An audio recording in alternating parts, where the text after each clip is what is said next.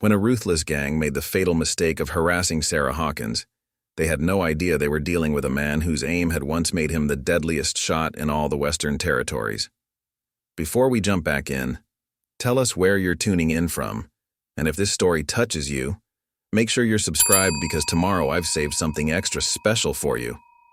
The late afternoon sun cast long shadows across Dusty Creek's main street as Mason Deadeye Hawkins guided his horse toward home. After 5 years of ranging the frontier as a bounty hunter, he'd finally found peace in this quiet town with his wife Sarah. The townsfolk knew him only as the soft-spoken owner of the local horse ranch, not as the man whose reputation once made outlaws tremble at the mere whisper of his name. Mason dismounted outside the general store, his spurs clicking against the wooden sidewalk. Old Tom Reynolds greeted him with a knowing nod as he entered. The shopkeeper was one of the few who knew Mason's past, having served alongside him in the Texas Rangers 15 years ago. "Heard about newcomers in town?" Old Tom asked quietly, arranging cans on his shelves. "Bunch of rough types have been hanging around Clara's saloon for the past 3 days. Got Sheriff Thorne mighty worried." Mason adjusted his worn black hat, careful to keep his face neutral. "Long as they keep to themselves, Tom, ain't our concern." He gathered the supplies Sarah had requested, flour, coffee, and some candy she loved, trying to ignore the familiar tension creeping up his spine. He'd promised Sarah he was done with violence, and he meant to keep that promise. But the peace Mason had built was about to shatter. As he loaded supplies into his saddlebags, the sound of breaking glass and a woman's scream cut through the evening air. His blood ran cold. He knew that voice. Sarah had been visiting Martha Sullivan at the doctor's house, just 2 doors down from where Buck Ryder's gang had taken over the saloon. Mason's hand instinctively moved to his hip, where his Colt used to rest. But he'd stopped wearing it years ago, the weight of all those notches on its grip too heavy to bear. Through the gathering dusk, he saw 3 men surrounding someone near the doctor's porch. Sarah's voice rang out again, this time angry rather than afraid. "Take your hands off me, you filthy." Now, pretty lady," a gravelly voice drawled. "We're just being friendly-like." Mason recognized the speaker. Wild Pete Murphy, a killer whose face had been on wanted posters from Texas to Colorado, which meant the others had to be part of Buck Ryder's notorious gang. They'd been terrorizing towns across the territory, always staying 1 step ahead of the law. Deputy Caleb Winters appeared from the sheriff's office, young and eager but clearly outmatched. "Step away from the lady." His voice cracked as he drew his pistol. "Boy, you better put that gun away before you hurt yourself." Jasper Cole sneered, his hand resting on his own holster. The deputy's hands trembled slightly, but he held his ground. Mason moved silently through the growing shadows, his mind racing. His Winchester rifle was locked away at home, and the nearest gun was in Old Tom's store, but reaching for it now would only put Sarah in more danger. He needed to handle this carefully. "Gentlemen," Mason called out, his voice steady despite the fury building inside him. "That's my wife you're bothering." The 3 men turned, sizing him up. What they saw was a rancher in simple clothes, no gun belt in sight. Pete Murphy spat tobacco juice into the dust. "Well then, you ought to teach her better manners. Lady like this shouldn't be out alone after dark." Sarah's eyes met Mason's, silently warning him not to do anything rash. She knew what he was capable of, knew the demons he'd fought to leave behind. But there was fear in her gaze, too. These men weren't like the usual drunks she could handle with a sharp word and stern look. Sheriff Bill Thorne emerged from his office, drawn by the commotion. His weathered face tightened as he assessed the situation. "Everything all right here, folks?"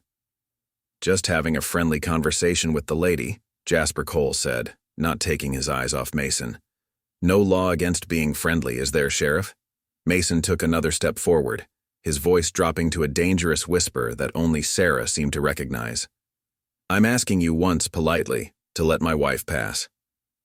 Buck Ryder himself appeared in the saloon doorway, watching the scene unfold with cold amusement. He'd built his reputation on violence, and Mason could see him hoping for an excuse to add another bloody chapter to his legend. What none of them realized was that they were playing right into the hands of a man who'd once been feared across 3 territories.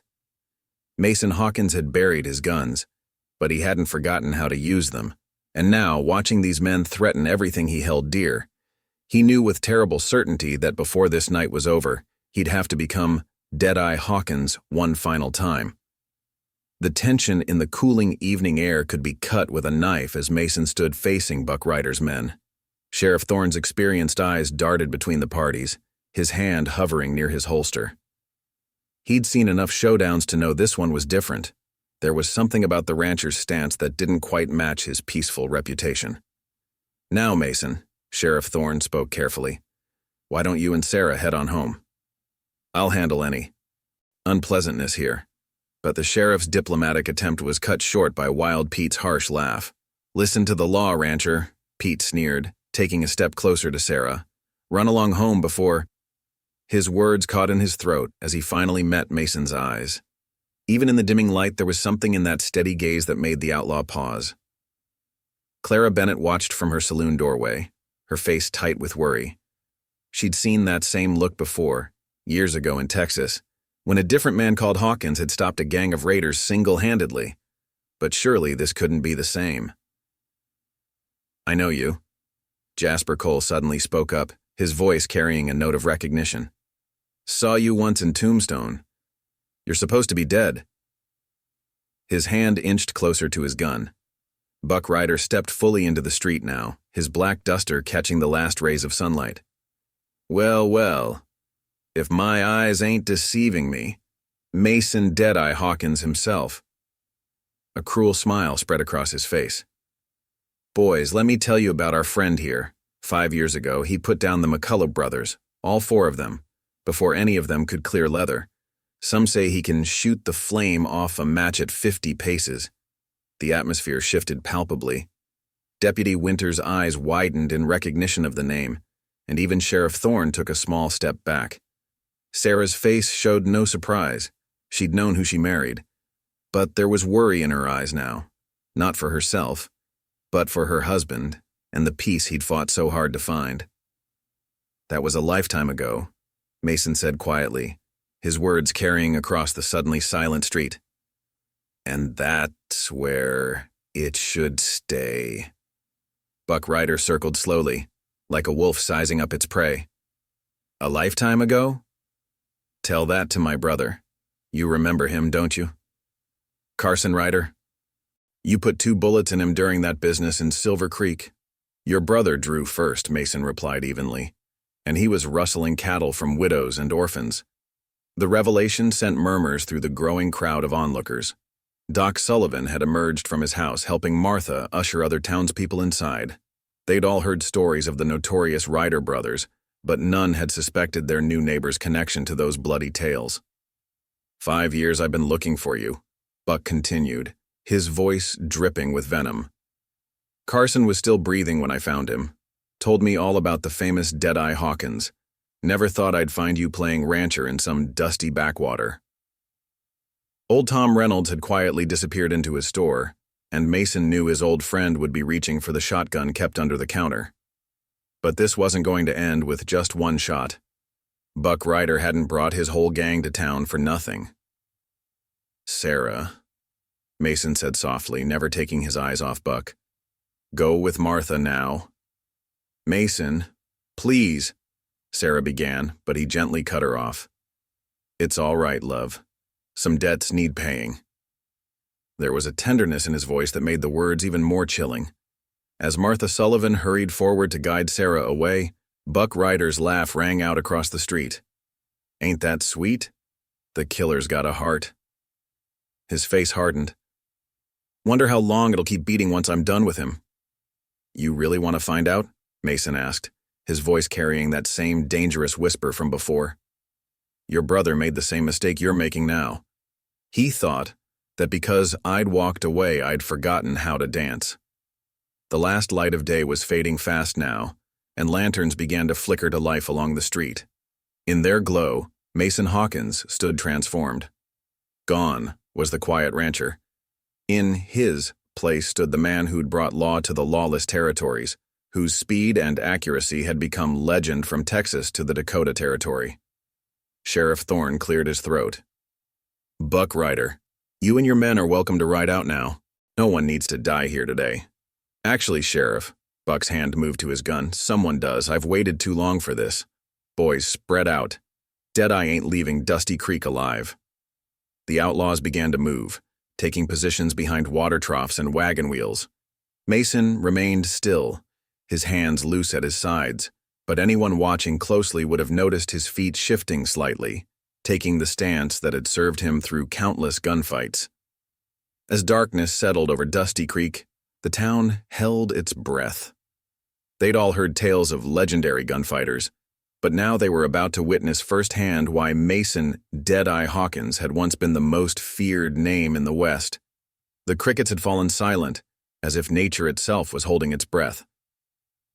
Buck Ryder's men continued their careful positioning, each one seeking cover while keeping their eyes locked on the unarmed rancher before them. Through the saloon's windows, more of Ryder's gang could be seen moving into position, their shadows dancing in the lamplight. Preparing and narrating this story took us a lot of time, so if you are enjoying it, subscribe to our channel. It means a lot to us. Now, back to the story. "You know what's funny, Hawkins?" Buck called out, his voice carrying across the tense silence. "All these stories are about you, and here you stand without even a six-shooter. Times changed you, made you soft." He spat into the dust. Carson would be disappointed. Mason's eyes never stopped moving, taking in every detail. The nervous twitch in Wild Pete's trigger finger, the way Jasper Cole's boot heels had caught on a loose board, the subtle nod Buck gave to someone in the saloon's upper window. "Time teaches a man what's worth fighting for," he answered quietly. "Your brother never learned that lesson." Sheriff Thorne's voice cut through the tension. "Last chance, Ryder. You want Hawkins? Come back with a warrant. Otherwise, ride out now." A sharp crack split the air as a shot rang out from the saloon's upper window, but Mason had already moved, diving behind a water trough as the bullet kicked up dust where he'd been standing. The street erupted into chaos. Old Tom Reynolds burst from his store, tossing something that glinted in the lamplight. Mason caught the revolver smoothly, his muscle memory returning as if he'd never put it down. The weight of the Colt felt like greeting an old friend. "Still got your daddy's gun under that counter, Tom?" Mason called out, checking the cylinder with practiced ease. "Loaded and ready, just like always." Old Tom ducked back inside as bullets splintered his doorframe. Wild Pete made his first mistake, breaking cover too early. Mason's first shot caught him in the shoulder, spinning him into the dirt. The second shot knocked the gun from his hand before he could recover. "Stay down," Mason warned. "Next one won't be so friendly." Deputy Winters had taken position behind a barrel, his young face pale but determined. "Mason, two more on the roof of the boarding house." "I see them," Mason replied, though he hadn't looked in that direction. His reputation for having eyes in the back of his head hadn't been exaggerated. A quick succession of shots rang out, and two shadows tumbled from the roof. Jasper Cole tried to use the confusion to circle around, but he'd forgotten about Sheriff Thorne. The lawman's shot caught him in the leg, sending him sprawling. "Still pretty spry for an old man," Thorne commented, reloading with steady hands. Buck Ryder's voice rose above the gunfire. "Bring out his wife. Let's see how steady his aim is when Sarah's standing in front of him." The threat had barely left his lips when Mason's bullet shattered the lamp next to Buck's head, plunging that section of the street into darkness.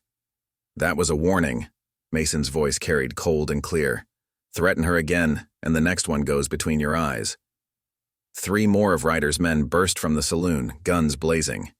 Mason's shots dropped two of them before they cleared the batwing doors. The third managed to fire twice before Mason's bullet found him, but his aim was wild, shots going high into the night sky. Clara Bennett's voice rang out from inside the saloon. "There's four more in here, Mason. They've got customers trapped." "Not for long," Mason muttered. He turned to Deputy Winters. "Caleb, when I give the word, provide covering fire. Sheriff, watch the upper windows." In one fluid motion, Mason rolled from behind the water trough, fired 3 precise shots that shattered the remaining lamps along the street, and disappeared into the shadows. The move was so quick, so practiced that even those watching couldn't track his movement. Buck Ryder's frustrated roar filled the darkness. "Light those lamps! Find him!" But Mason was already moving, using the skills that had made him legend. In the dark, a man's own fears became his worst enemy. The sound of his boots seemed to come from everywhere at once, an old trick he'd learned during the Apache Wars. The first outlaw made the mistake of striking a match to relight a lamp. The flame had barely flared when a shot extinguished it, along with the man's ability to cause any more trouble. The second tried to run, making it 2 steps before Mason's bullet found his gun arm. "8 men down," Mason called out, his voice seemingly coming from all directions. "How many more need to fall before you realize this isn't going to end well for you, Buck?" A crash from inside the saloon was followed by panicked shouting. Through the windows, shadows could be seen scrambling, knocking over tables and chairs. The remaining outlaws inside were shooting at shadows now, their nerves frayed by the methodical way their companions had been picked off. "You're still the same cold-blooded killer you always were, Hawkins," Buck shouted, but there was a tremor in his voice now. "All that talk about changing, about walking away, it's still in your blood." A shot rang out, and Buck's hat went spinning into the dirt. "The difference," Mason's voice came from right behind him, "is that now I only kill when I have to." And as Buck Ryder slowly turned to face the legend he'd spent 5 years hunting, he finally understood why his brother's last words had been a warning. Don't ever cross Deadeye Hawkins.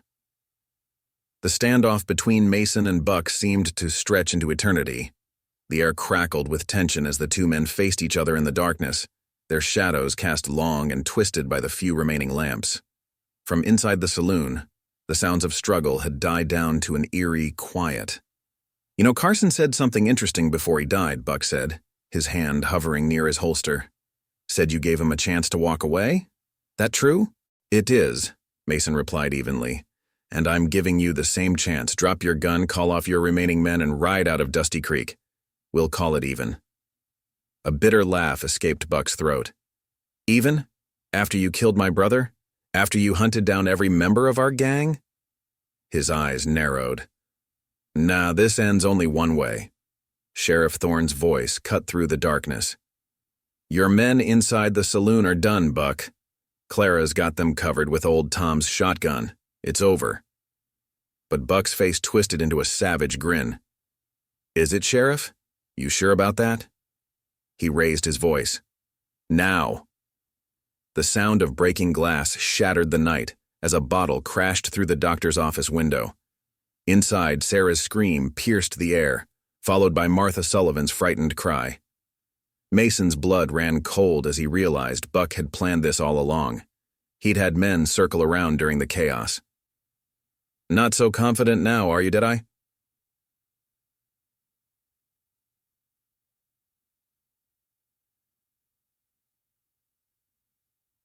"Drop your gun, or the next sound you hear won't be breaking glass."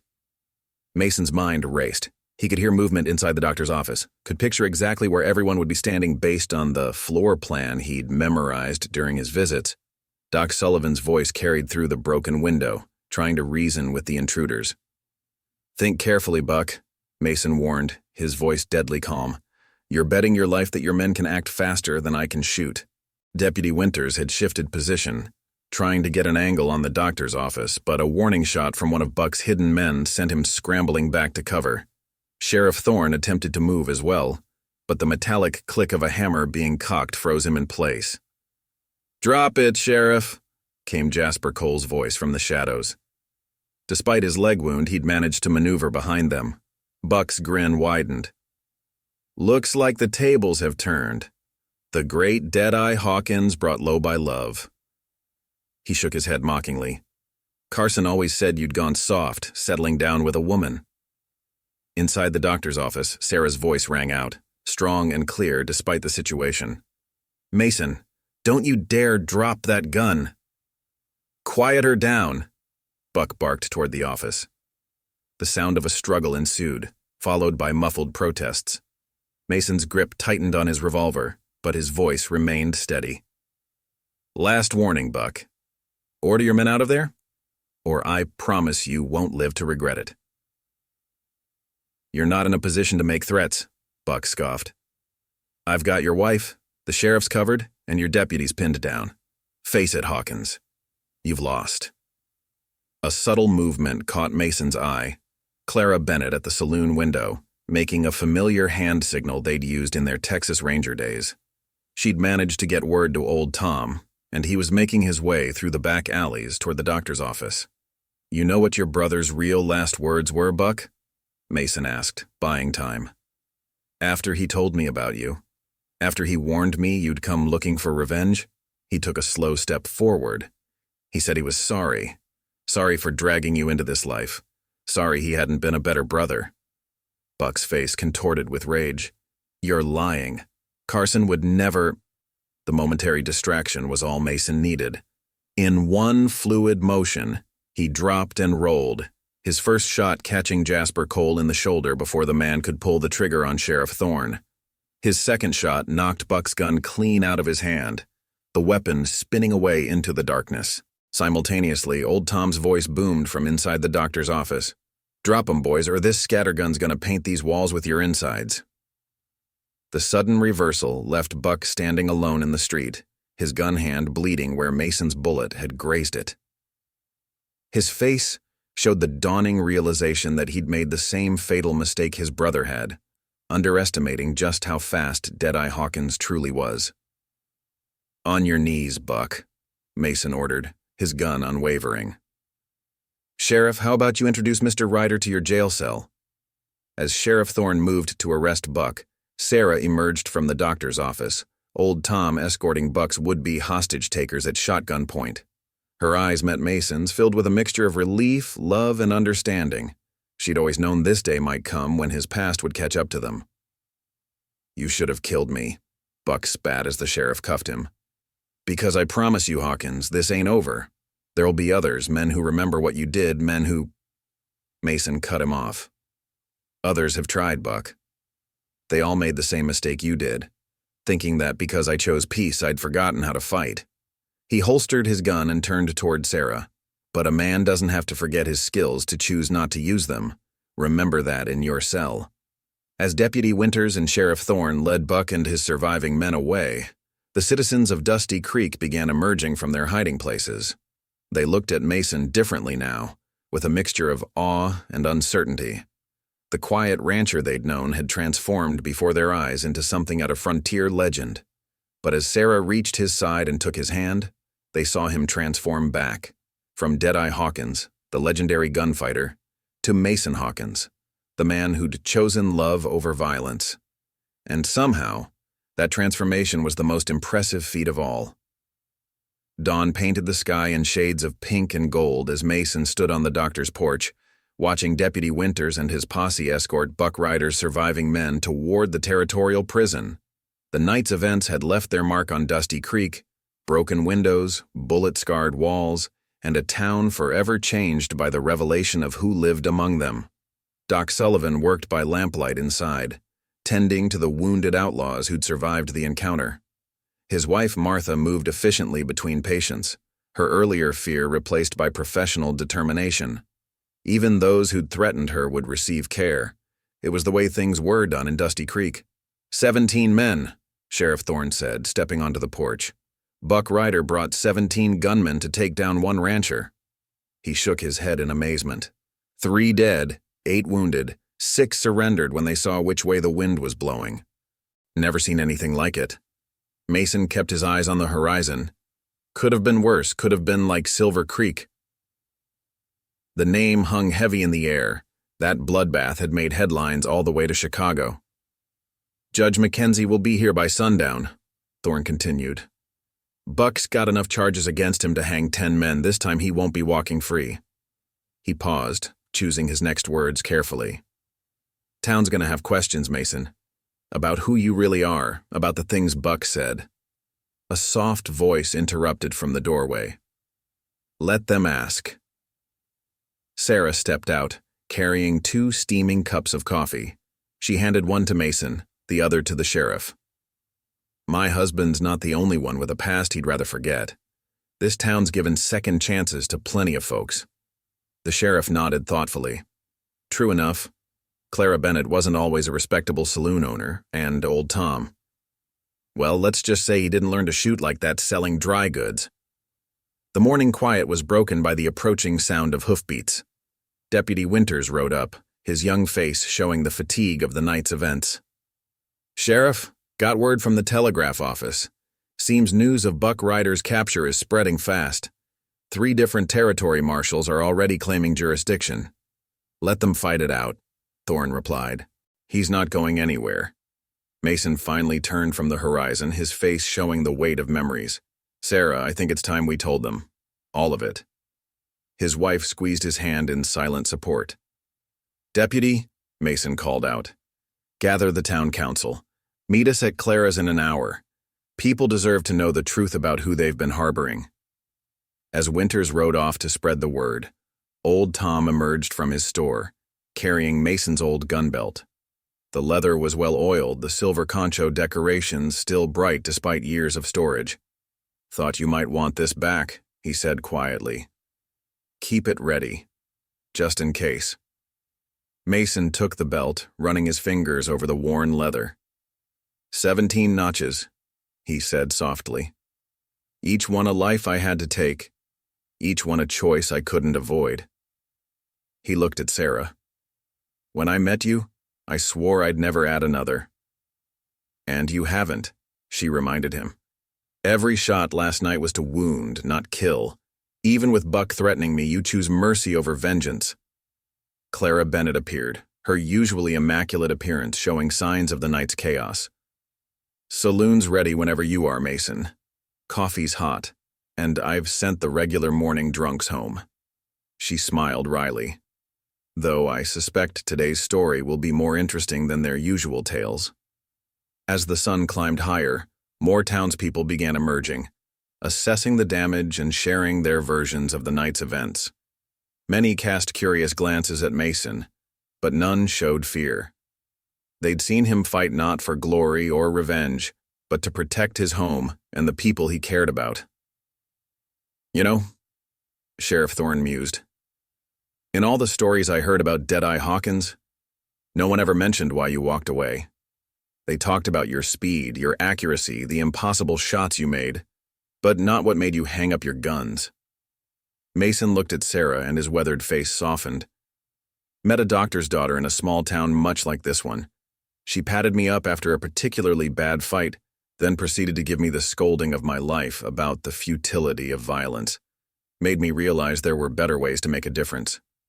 Sarah laughed softly. "As I recall, you were a terrible patient. Keep trying to leave before your wounds healed." "Only thing worse than your father's medicine was the thought of not seeing you again," Mason admitted. The sun had fully risen now, painting Dusty Creek in golden light. The night's shadows were receding, taking with them the darkness of the past. In an hour, Mason would tell his story to the town, not as a legend or a killer, but as a man who'd chosen a different path. "You know," old Tom said thoughtfully, "the way I see it, what happened last night wasn't Deadeye Hawkins coming back. It was Mason Hawkins showing us who he's always been, a man who'll do whatever it takes to protect his home and his people." As if to punctuate his words, the morning stage rolled into town, carrying Judge Mackenzie and, no doubt, news of the night's events. The story of how Dusty Creek's quiet rancher had outgunned Buck Ryder's entire gang would spread, becoming part of the territory's legend. But for Mason, holding Sarah's hand as they watched the sun rise over their home, the only story that mattered was the one they were living, not of the gunfighter he'd been, but of the man he'd chosen to become. Clara's saloon had never been so quiet during daylight hours. Every seat was taken, with more townspeople standing along the walls and crowding the doorway. The usual smells of whiskey and tobacco were overshadowed by fresh coffee and the bread Martha Sullivan had brought from her kitchen. Judge Mackenzie sat at a prominent table, his weathered face unreadable as he studied the man everyone had come to hear. Mason stood before them, the morning light streaming through the windows catching the silver in his hair. Sarah sat nearby, her quiet presence lending him strength. Sheriff Thorne and Deputy Winters flanked the room, while Old Tom and Clara stood behind the bar, their expressions encouraging. "Most of you know me as Mason Hawkins, the rancher," he began, his voice carrying to every corner of the hushed room. "But before Dusty Creek, I carried a different name and lived a different life." He unfolded a yellowed newspaper clipping and laid it on a table. The headline screamed, "Deadeye Hawkins brings down the notorious Clayton gang." The accompanying illustration showed a younger version of Mason, twin Colts blazing. I was a lawman of sorts, started as a Texas Ranger, then became a territorial marshal. In those days, the line between law and vengeance was often thin. Mason's eyes swept the room. "I gained a reputation for being able to make impossible shots, for bringing in men others couldn't touch. Some called it a gift, others called it a curse." Judge Mackenzie leaned forward. "I remember the Clayton case. 7 men, all wanted for murder. You brought them in single-handed. 6 of them survived the encounter," Mason corrected quietly. "I always tried to bring them in alive, but sometimes—" He trailed off, the weight of memory visible in his stance. A voice from the crowd spoke up. Thomas Reynolds, the blacksmith. "Why'd you quit? Way I heard it, you were making the territory safer." Mason shared a look with Sarah before answering. "Because every man I brought down had family. Brothers, sons, friends who'd seek revenge. It was an endless cycle." He gestured to the bullet holes still visible in the saloon's walls. "Like Buck Ryder, coming to avenge his brother Carson." "Tell them about Silver Creek," Sarah encouraged softly. The room grew even quieter, if possible. Mason's face darkened. "Silver Creek was meant to be my last job. A gang had taken over the town, using it as a base for their operations. The territorial governor himself requested I step in." He paused, collecting his thoughts. "It turned into a bloodbath. 14 men died that day, some of them not much older than Deputy Winters here. I realized then that for every outlaw I stopped, 2 more would rise to take his place." "That's when you met Sarah?" Clara prompted gently. A small smile softened Mason's features. "She was working with her father, treating wounded from both sides of the law. She showed me there were other ways to make a difference, that sometimes the bravest thing a man can do is choose not to fight." Judge Mackenzie cleared his throat. "I've reviewed the reports from last night. 17 assailants, yet you managed to subdue them with minimal loss of life. Even when they threatened your wife, you showed restraint." "Because I'm not that man anymore," Mason said firmly. "Deadeye Hawkins died. Mason Hawkins chooses life." The judge nodded thoughtfully. "The law recognizes the right to defend one's home and family. From what I've seen and heard, your actions last night were not only justified but commendable. You protected this town without unnecessary bloodshed." A murmur of agreement rippled through the crowd. Martha Sullivan stood up, her voice clear and strong. "Mason and Sarah have been nothing but good to this town. Their ranch provides work for honest folks, and Sarah's helped birth half the babies in the county. Who they were before doesn't change who they are now." Old Tom stepped forward, placing Mason's gun belt on the bar. "Each notch on this belt represents a choice Mason had to make. But the most important choice was the one he made 5 years ago. To stop adding notches and start building a life." The room fell silent as Judge Mackenzie rose. His next words would carry significant weight in how the town viewed their neighbor. "In my years on the bench, I've seen men who kill for pleasure, for profit, for revenge. But I've rarely seen a man with the courage to walk away from violence when he excels at it. Mr. Hawkins, your past service to the territories is noted and appreciated, but it's your present character that this court respects." The tension in the room visibly eased.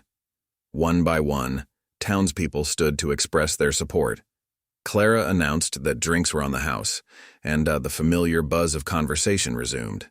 The legend of Deadeye Hawkins was already being woven into Dusty Creek's history, but it was Mason Hawkins, rancher, husband, and neighbor who would shape its future. As the impromptu gathering turned into a celebration of the town's deliverance from Buck Ryder's gang, Mason slipped outside onto the porch. Sarah followed, wrapping her arms around him from behind. "You didn't tell them everything," she said softly. Mason covered her hands with his own. "Some stories are better left untold. They know enough now to understand." "And the gun belt?" He turned to face her, his eyes clear and certain. "Go back to Tom's store. Deadeye Hawkins might have saved the town, but Mason Hawkins is who they need now." The morning sun had chased away the last shadows of night, and with them, the last shadows of Mason's past. Dusty Creek had rendered its judgment, choosing to embrace not the legend he'd been, but the man he'd become. The week following Buck Ryder's capture brought more changes to Dusty Creek than the town had seen in years. A steady stream of lawmen and reporters passed through, each eager to verify the story of how a single rancher had outgunned 17 of the territory's most notorious outlaws. The Territorial Star's headline declared, "Legendary Deadeye Hawkins returns to bring justice," while the more conservative Dusty Creek Herald simply stated, "Local rancher defends town." Mason found himself dodging questions and declining interviews, preferring to focus on repairing the damage to the town. He worked alongside Thomas Reynolds, replacing broken windows and patching bullet holes, his actions speaking louder than any newspaper story could. "Got another one asking for you?" Sheriff Thorne announced one morning, finding Mason on a ladder outside the doctor's office. "Some writers from the East. Says he's doing a book on famous gunfighters." Mason continued his work, carefully fitting a new pane of glass. "Tell him what you told the others. Mason Hawkins is just a rancher trying to live a quiet life." The sheriff chuckled. "Told him exactly that. He didn't believe me, of course, headed over to Clara's to see if the locals are more talkative." "They won't be," Sarah called from below, holding the ladder steady. "Clara's already run off 3 writers this week. Says anyone wanting to gossip about Mason better buy a lot of drinks first." The sound of approaching hooves drew their attention. Deputy Winters rode up, his face troubled. "Mason, got some visitors you might want to know about. 2 men just checked into the hotel. One of them is wearing a silver star." Mason descended the ladder, wiping his hands on his work clothes. "U.S. Marshal?" "Former Marshal," Caleb corrected. "Man named Jefferson Davis Pike. Says he knew you back in the day." Sarah's hand found Mason's arm.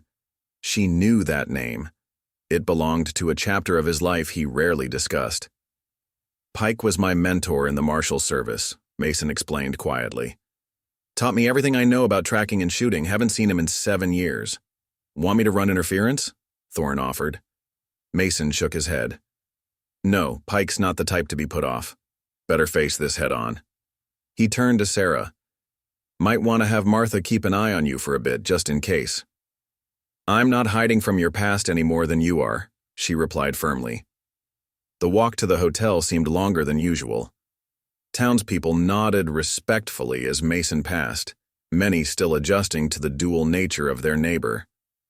Outside the hotel, old Tom fell into step beside them, shotgun casual but ready in his hands. "Thought you might want some backup," the former ranger said simply. Inside the hotel lobby, 2 men rose from their seats. The older one, Pike, looked exactly as Mason remembered, tall, lean, with eyes that missed nothing. His companion was younger, sporting a fresh deputy marshal's badge.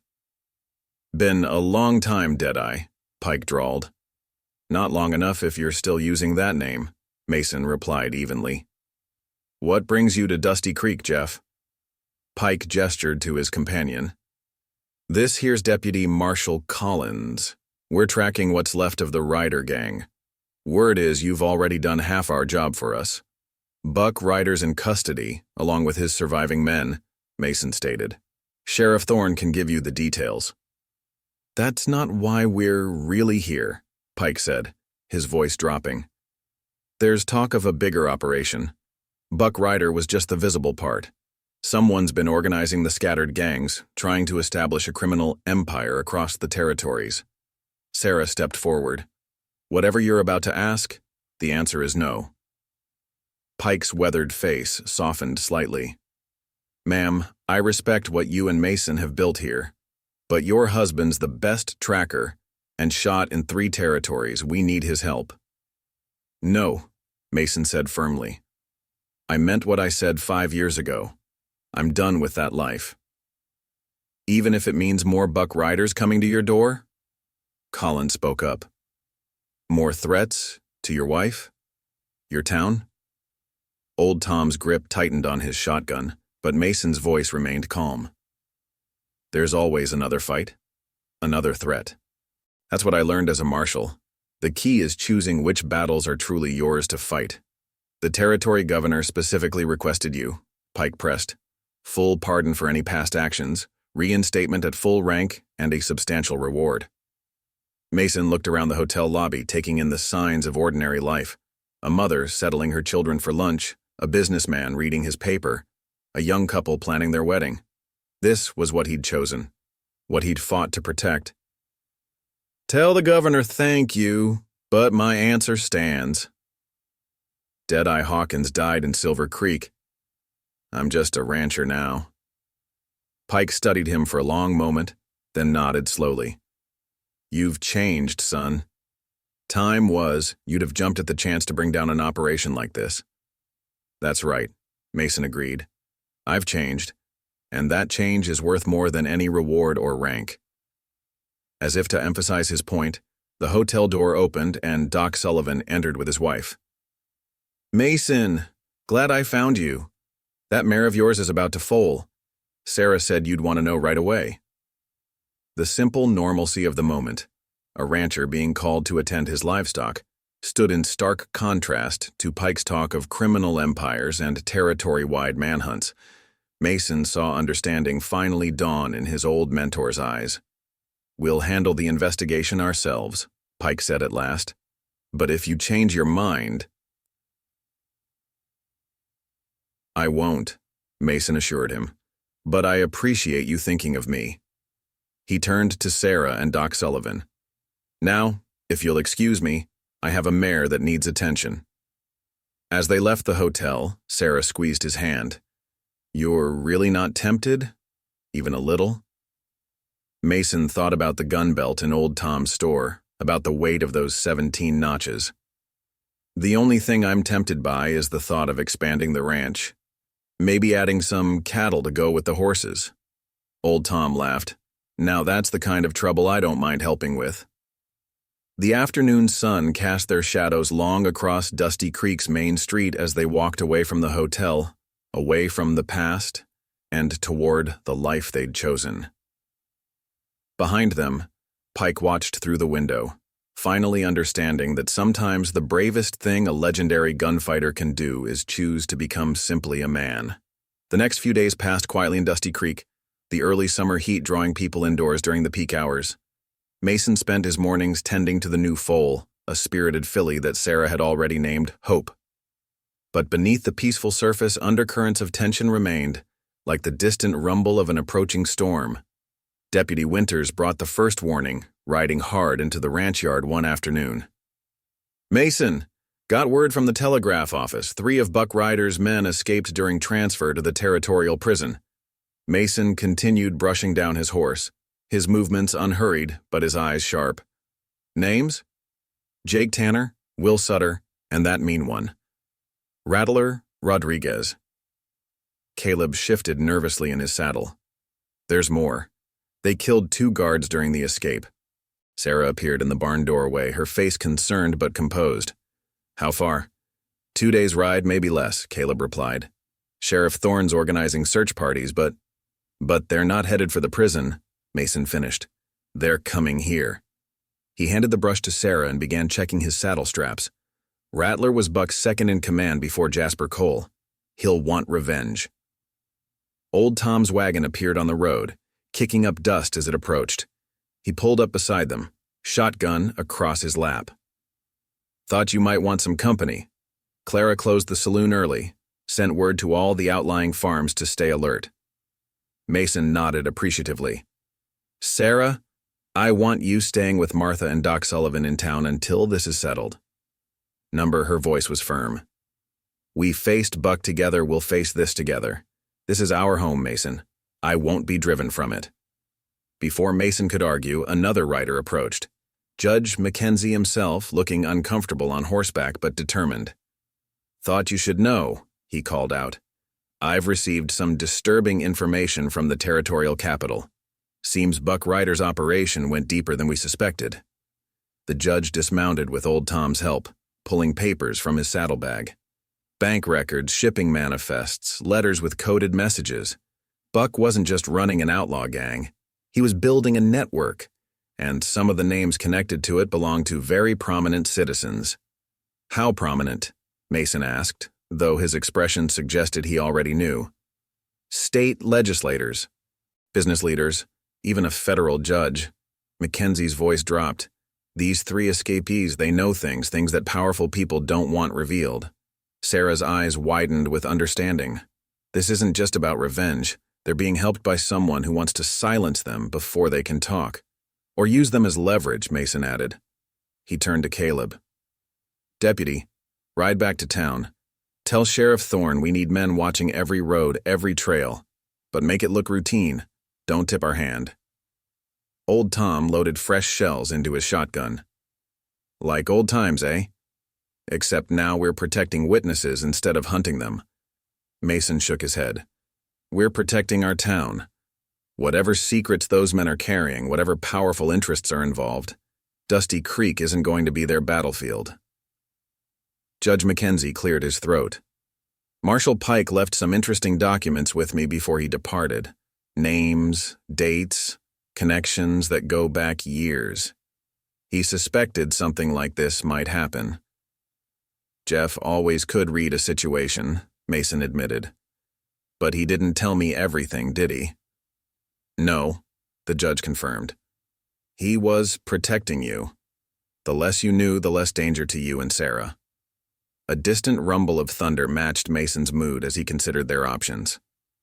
The peaceful life he'd built was once again threatened by the echoes of his past, but this time the threat was more complex than just armed men seeking revenge. Sarah, he said finally, I need you to do something for me, and I need you to not ask why. He met her questioning gaze. Go to the false back of my trunk. There's a journal there wrapped in oilcloth. Take it to Clara. She'll know what to do with it.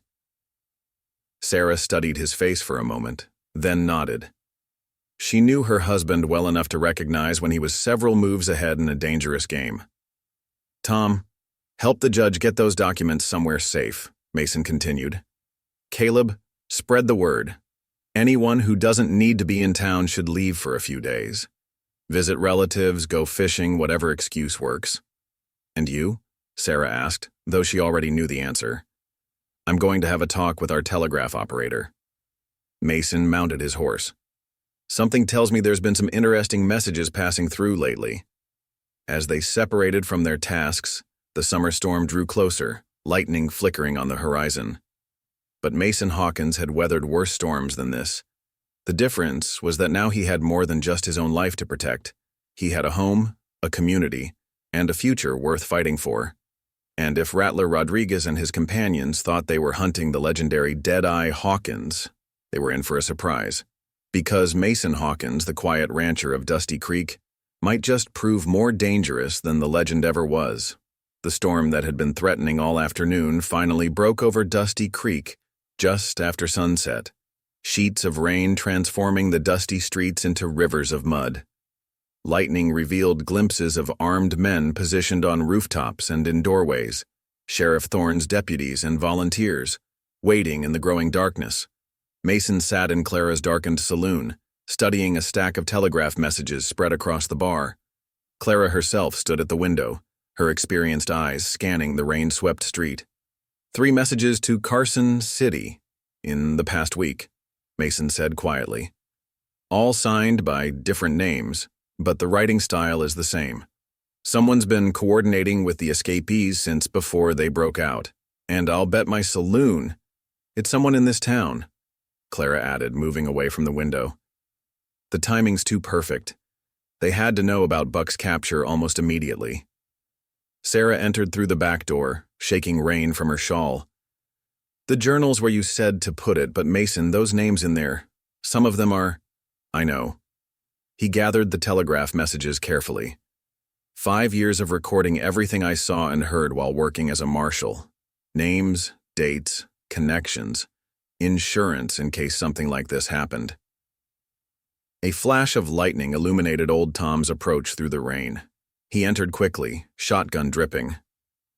"Riders spotted on the North Trail. 3 of them moving slowly and carefully." Mason nodded. "They'll try to split up, come at us from different directions. Rattler always preferred dividing his forces." He turned to Sarah. "Time for you to join Martha at the doctor's office." "Mason?"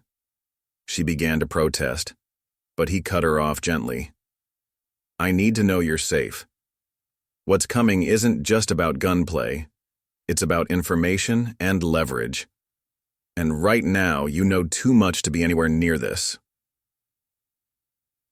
Clara stepped forward. "I'll go with her. Besides, my shotgun might come in handy if they try circling around the back of the doctor's." As the women prepared to leave, Sheriff Thorne entered, his duster streaming water. Telegraph lines been cut and Deputy Winters reports movement in the old mining camp east of town. "More than 3 riders?" Mason asked sharply. "At least 6, maybe more. Looks like Rattler's got reinforcements." The sheriff's face was grim. "This isn't just about revenge anymore, is it?" Mason shared a look with old Tom. "Number those 3 escapees know something big, something worth killing for, and whoever's backing them wants to make sure we all go down tonight, nice and messy, with no questions asked." "Just like Silver Creek?" Old Tom asked quietly. "Just like Silver Creek," Mason confirmed. "Only this time we're ready for it." Sarah paused at the door. "The journal is exactly where it needs to be," Mason assured her. "Now go. Whatever happens next, remember, I chose this life, this town, you. Everything else is just details." After Sarah and Clara disappeared into the rain, Mason turned to the remaining men. "Tom, take the high ground by the church. Sheriff, your men need to fall back, make it look like we're concentrating our defense around the jail." "You think they'll try to free Buck?" Thorne asked.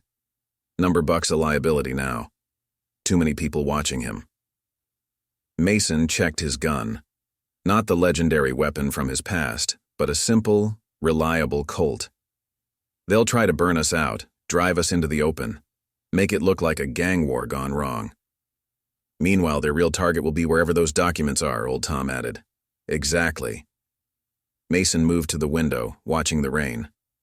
"Which is why we need to spring the trap before they can spring theirs." Lightning flashed again, and in that brief illumination they saw mounted figures at both ends of the street. The storm's next thunderclap masked the sound of breaking glass somewhere in the darkness. "It's starting," Sheriff Thorne said unnecessarily. Mason's voice was steady as he outlined their strategy. "Tom, when you get to the church, fire 2 shots. Make it look like you've spotted something. Sheriff, have your men return fire, but wild, like they're spooked. We need them thinking we're disorganized, scared." "While you do what?" Thorne asked, though he already suspected the answer. "While I remind them why they should have kept running." Mason checked his ammunition one final time. "There's an old saying, if you come for the king, you best not miss. Well, they came to Dusty Creek looking for Deadeye Hawkins, the legend." He moved toward the back door, pausing only briefly. "Instead, they're going to find Mason Hawkins, the man who's defending his home, and that's a far more dangerous thing to face." As Mason disappeared into the rain-soaked darkness, old Tom and Sheriff Thorne shared a knowing look. They'd both seen enough gunfights to know that legends were made by single, spectacular moments. But this fight would be won by a man who'd learned that true courage wasn't in the speed of his draw or the accuracy of his aim, but in what he chose to protect. The storm raged on, and somewhere in the darkness, riders were closing in on Dusty Creek. But they weren't just facing a legendary gunfighter anymore. They were facing a man who had found something worth fighting for. And that made all the difference in the world. Thunder rolled across Dusty Creek as Mason moved silently through the rain-slicked alleys, decades of experience guiding his steps. The storm provided perfect cover, masking his movements while the lightning flashes gave him brief glimpses of his opponent's positions. He counted 6 riders now, not 3, confirming their worst suspicions about outside help. From the church tower, Old Tom's shotgun barked twice, right on cue. The answering gunfire was wild and scattered, just as planned. Mason smiled grimly. Rattler Rodriguez was too experienced to fall for such an obvious ploy, which meant another flash of lightning revealed a shadow moving behind the schoolhouse. Mason pressed himself against a wall, watching. The figure moved with the careful precision of a professional, not the nervous energy of an escapee. This was someone else entirely, someone who knew what they were doing. "Looking for this?" Mason called out softly, holding up the journal he'd seemingly sent away with Sarah. The figure spun, gun clearing leather with impressive speed.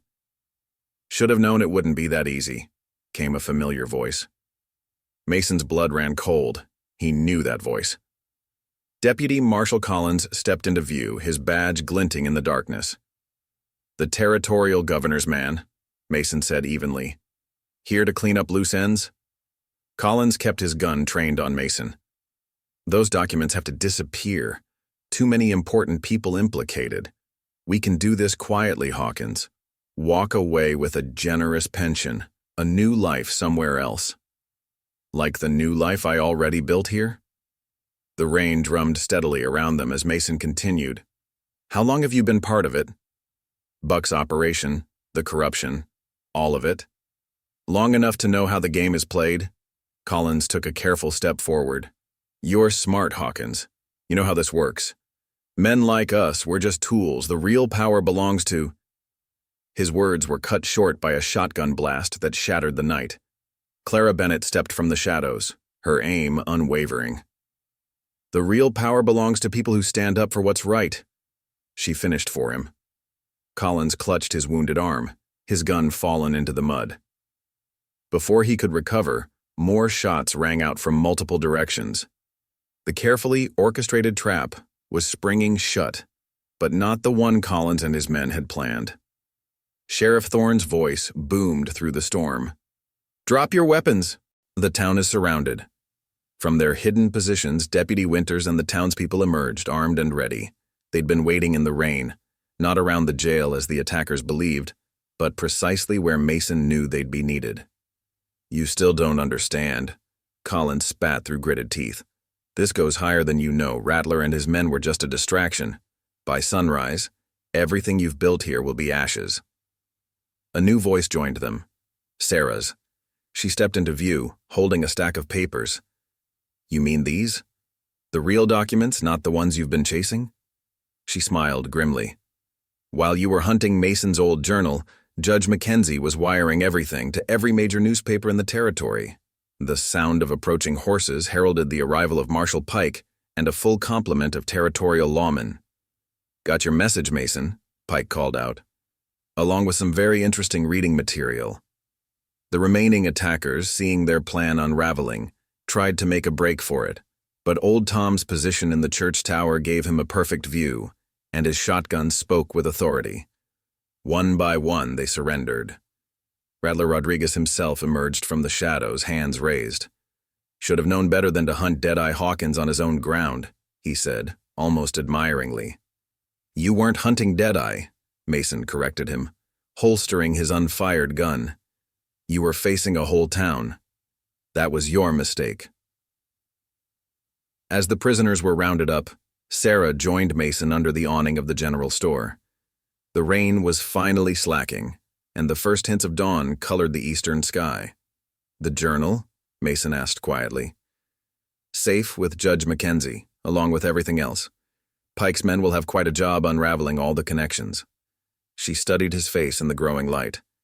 "You knew, didn't you?" About Collins, about all of it? Mason nodded slowly. Suspected, at least. A man doesn't spend years watching corruption without learning its patterns. But I needed them to make their move, to show their hand. And now? Now, he smiled, pulling her close. Now we go back to ranching. The authorities can handle the rest. Old Tom joined them, his shotgun finally lowered. Town's going to have quite a story to tell. Let them tell it, Mason said, but make sure they tell it right. Not about Deadeye Hawkins, the legendary gunfighter. Tell them about Dusty Creek, the town that stood together. That's the only legend that matters. As the storm clouds broke and morning light spilled across the muddy streets, the citizens of Dusty Creek emerged to survey their town. There were bullets to dig out of walls, windows to replace, and stories to share. But they had protected their home, their people, and their way of life. And if anyone asked about the night the law came hunting Deadeye Hawkins, they'd hear about something far more important. The night a town proved that the strength of a community was worth more than the speed of any single gun. Mason Hawkins walked hand in hand with Sarah toward their ranch, leaving behind both the legend he'd been and the conspiracy they'd unraveled. He had chosen his path, and it led not to more violence, but to the quiet life he'd built with the woman he loved in a town that had proven worthy of calling home. The morning after the storm dawned clear and bright over Dusty Creek. The muddy streets were already beginning to dry under the hot summer sun. The town had survived more than just a night of violence. It had faced down corruption that reached into the highest levels of territorial government and emerged stronger for it. Mason stood on his ranch's porch, watching the sunrise paint the horizon in shades of gold and pink. Sarah worked beside him, tending to the potted flowers that had weathered the storm. The peaceful scene was interrupted by the approach of several riders, Marshal Pike leading a small group of lawmen.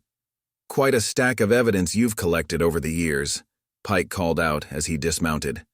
"Judge Mackenzie's papers are causing quite a stir in the Capitol. 3 state legislators resigned this morning, and that's just the beginning." Mason continued watching the sunrise. "Not my concern anymore, Jeff. I'm just a rancher now. That's why I'm here, actually." Pike produced an official-looking document. "Governor's office sent this over. Full pardon clearing you of any questionable actions during your marshal days. They're even offering to reinstate your badge with a promotion." Sarah tensed slightly, but Mason just smiled. "Tell them thank you. But no, some prices aren't worth paying, even for a clean slate." "Figured you'd say that." Pike tucked the paper away. "Town's talking about making you sheriff, you know, now that Thorne's accepting that judge position in Carson City." "They'll be disappointed," Mason replied. "Already recommended Deputy Winters for the job. Boys earned it, especially after last night." Old Tom's wagon appeared on the road, Clara Bennett riding beside it. They carried supplies for repairing the storm's damage. And the battles. As they approached, more townspeople began arriving, carrying tools and food for an impromptu rebuilding party. "This is what I chose, Jeff," Mason said, gesturing to the gathering crowd. "Not badges or pardons, but this. A community. A home." Pike nodded, understanding. "World's changing, Mason. Men like us, the ones who brought law to the frontier, we're becoming relics. Maybe you had the right idea, hanging up your guns when you did." "Didn't hang them up," Mason corrected. "Just learned there's more than one way to stand for what's right." He turned to Sarah. "Ready to help Martha with that medical clinic you've been planning?" Sarah's eyes lit up. "Doc Sullivan already offered to donate the land behind his office. Says after last night, it's the least he can do." As the morning wore on, the ranch became a hive of activity. Children played while their parents worked. The women had organized a meal that could feed an army, and the men tackled repairs with good-natured competition. Mason moved among them, no longer the legendary gunfighter, but simply a neighbor lending a hand. Judge Mackenzie arrived later, bringing news from the territorial capital. They're calling it the biggest corruption scandal in territorial history, he reported. Deputy Marshal Collins is singing like a canary, trying to save himself. Even Buck Ryder's adding his testimony. And Rattler Rodriguez? Old Tom asked. Accepted a deal, 20 years instead of hanging, in exchange for everything he knows. The judge smiled grimly. Seems facing down Deadeye Hawkins made him reconsider his life choices. Mason Hawkins, Sarah corrected firmly. My husband hasn't been Deadeye in a long time. The judge nodded apologetically. Of course, though I suspect the story of how Mason Hawkins and the town of Dusty Creek stood up to corruption will become just as legendary. As the day progressed, Mason found himself on the porch again, watching the community he'd chosen work together. Clara Bennett was teaching young girls to shoot straight, passing on skills she'd learned in her ranger days. Old Tom supervised the repair work, his experience ensuring everything was built to last.